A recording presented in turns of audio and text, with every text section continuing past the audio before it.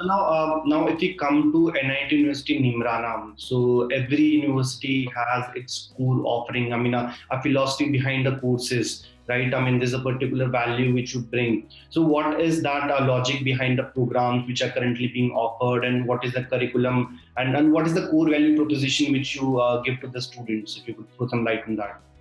So, we fortunately had a lot of time to think about the university. We were not in a rush. And this is not a source of livelihood. If anything, this is where we are putting our own earnings as founders, because it makes us feel good. So we had a lot of time to think of this in the 90s.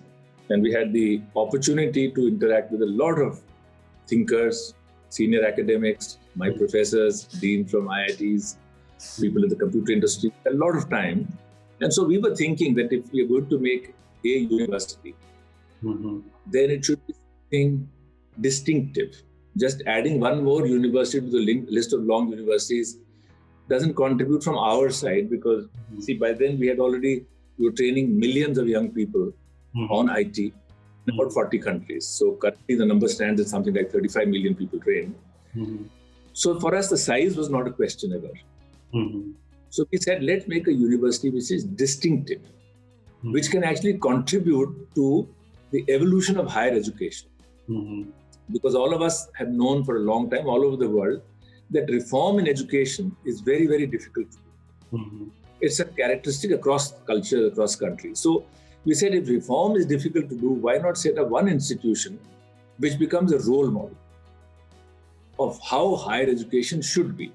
So that is our aspiration. This is what excites us, that can we build one institution which people see over a period of time and say, they do this, they do this, they do this, let's copy that.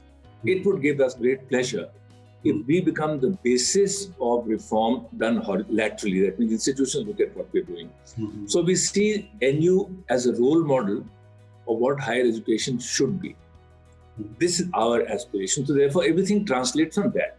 So then we were saying, okay, where do we really need to do leadership, thought leadership?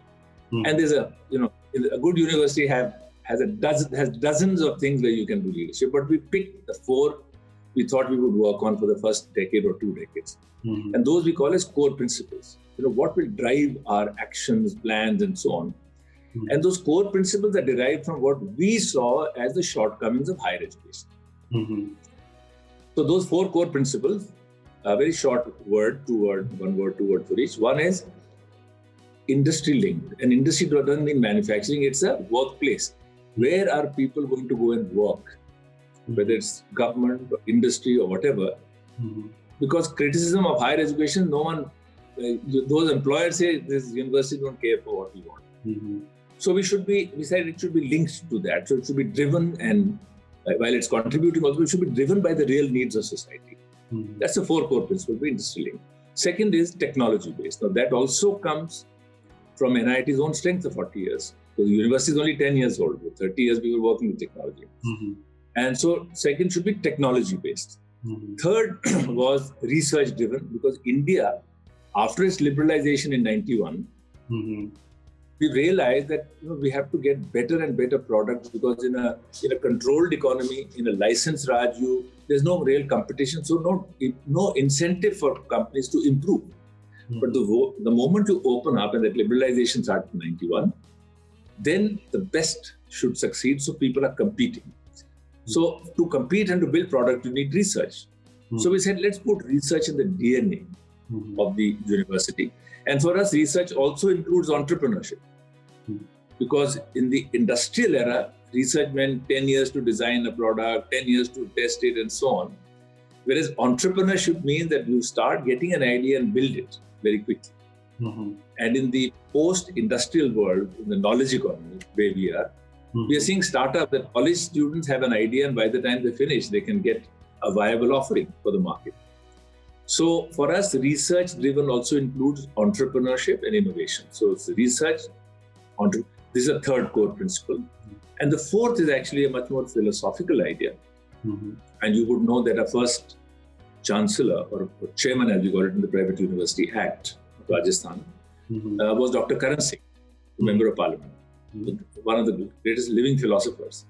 So we requested him to be a first chancellor for one term, and then we requested him for a second term. So first 10 years he was a chancellor. And this fourth core principle actually is expressed also by the idea, the word we use is seamless. So seamless doesn't only mean that it's seamless across maths and physics and chemistry. That is only multidisciplinary. Seamless means man and nature.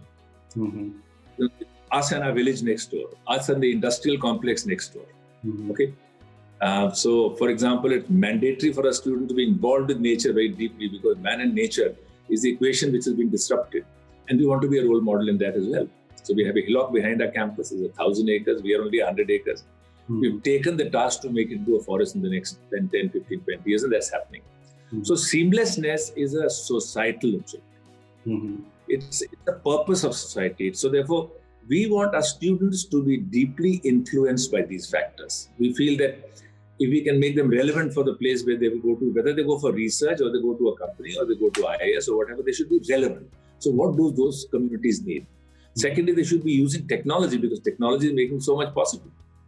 We saw it in the COVID time. I think our university is probably way ahead of anybody, simply because we've had 30 years of experience of technology before.